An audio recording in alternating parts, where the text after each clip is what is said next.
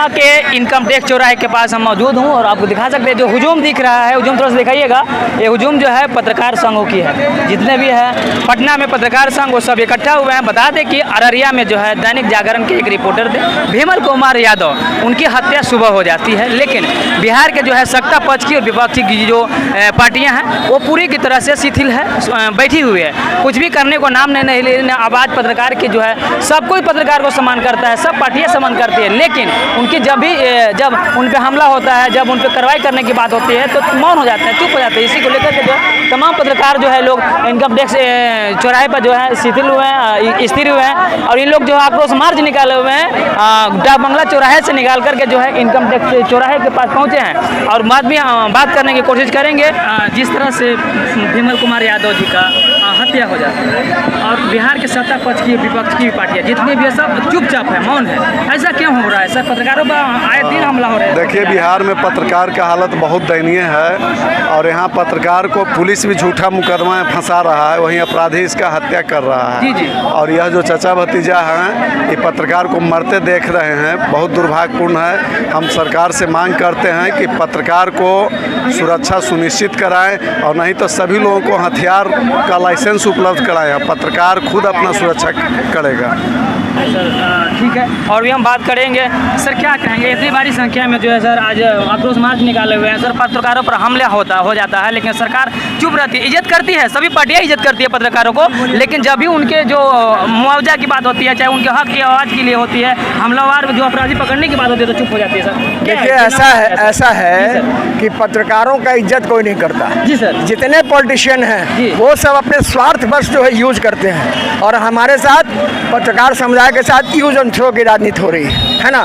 बिहार में अब तक नीतीश कुमार के शासन में आधा दर्जन से ज़्यादा पत्रकार मारे गए, लेकिन किसी पत्रकार का सही रिजल्ट आज तक नहीं आ पाया।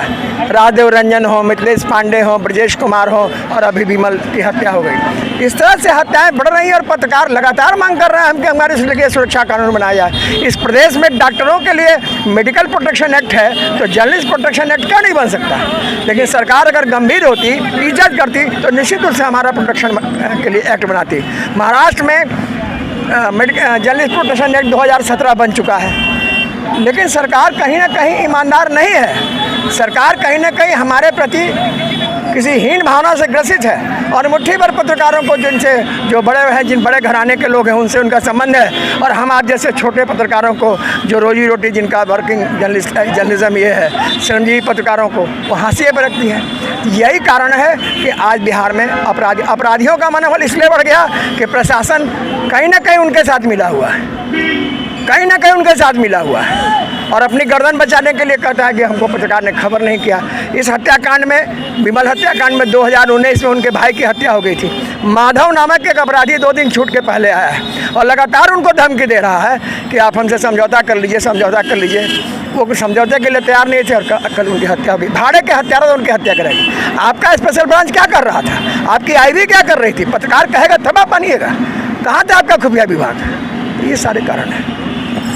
बता दें कि हत्यारा 2 दिन पहले आता है समझौता करने के लिए, जब भी सच्चाई है वो छिपाने के लिए उनसे बात करने की कोशिश करते हैं विमल यादव से, लेकिन जब वो मानने को तैयार नहीं होते हैं तो उनकी हत्या हो जाती है। और आज ही नहीं उनकी हत्या हुई है, हम आपको बता दें कि उनके भाई का भी पिछले साल उनकी हत्या हुई है। देख सकते हैं जितने पत्रकार भाई लोग हैं वो आज अभी मौन धारण किए हुए हैं ताकि जो है उनकी आत्मा को शांति मिल।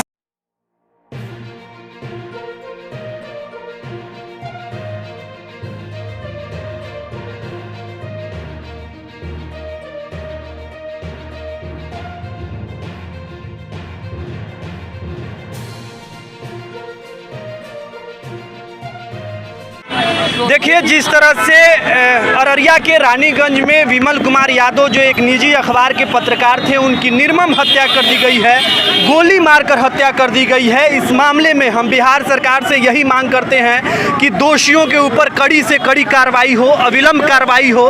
बिहार में पत्रकार सुरक्षा कानून बनाया जाए ताकि जितने भी पत्रकार हैं जो ग्राउंड में जाकर रिपोर्टिंग करते हैं उन्हें सुरक्षा का एहसास हो, क्योंकि अधिकतर पत्रकारों को डर सता रहा है कि कहीं ना कहीं उनके ऊपर हमला हो सकता है, कहीं ना कहीं उनके साथ कुछ अनहोनी हो सकती है। तो ऐसे में सरकार एक ठोस कदम उठाए, ठोस कानून बनाए ताकि पत्रकार सुरक्षित रहें, दोषियों के ऊपर कार्रवाई हो, परिवार को अविलंब मुआवजा राशि दी जाए, कम से कम 10 लाख की मुआवजा राशि दी जाए, इस पूरे मामले की निष्पक्ष जांच हो। और एक और बात हम कहेंगे कि जो मामला है वो उस पर मुख्यमंत्री खुद संज्ञान लें और अधिकारियों को निर्देशित करें कि स्पीडी ट्रायल से इस मामले का समाधान किया जाए।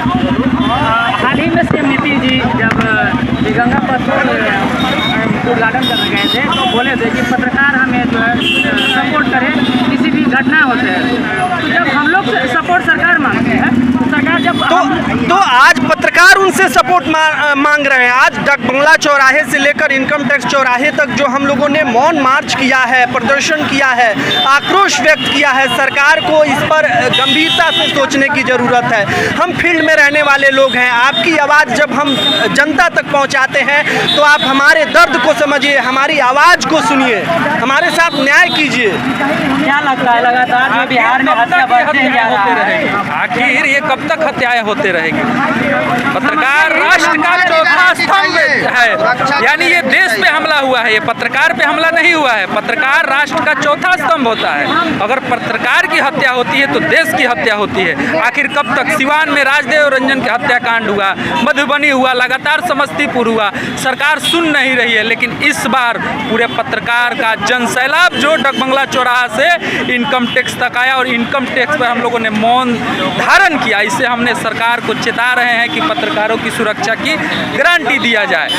क्या लगता है भैया, इधर आइए, जिस प्रकार से लगातार पत्रकारों की बिहार में हत्या हो रही है, पहले आप जम्मू में देखे थे, ये आबरी जो है अररिया में देखने को मिला है। लगातार पत्रकार को अगर जो सच्चाई से खिलवाड़ नहीं करते, सच्चाई से कंप्रोमाइज़ नहीं करते हैं तो उन्हें गोली मार दिया जाता है। अगर सरकार के पक्ष में अगर जो सवाल करते हैं तो ठीक है, विरोध में करते हैं तो उससे NSA लगाया जाता है, गोदी मीडिया तक कहा जाता है। आखिरकार कब तक इस प्रकार की नज़रिए से देखा जाएगा और पत्रकारों की हत्या की जाएगी? पत्रकार को सबसे पहले सुरक्षा देनी चाहिए। पत्रकार कहीं भी जाता है खाली हाथ ही रहता है, कहीं भी कोई खबर करेगा, कोई भी हत्या कर दे, इस तरह का सरकार हम लोगों को सुरक्षा मुहैया कराए कि हाँ आप कहीं भी जाएं आपको सुरक्षा मुहैया कराए। और जो हमारे भाई जिनको हत्या कर दी गई उनको मुआवजा दिया जाए और उनको परिवार को एक सरकारी नौकरी भी दिया जाना चाहिए।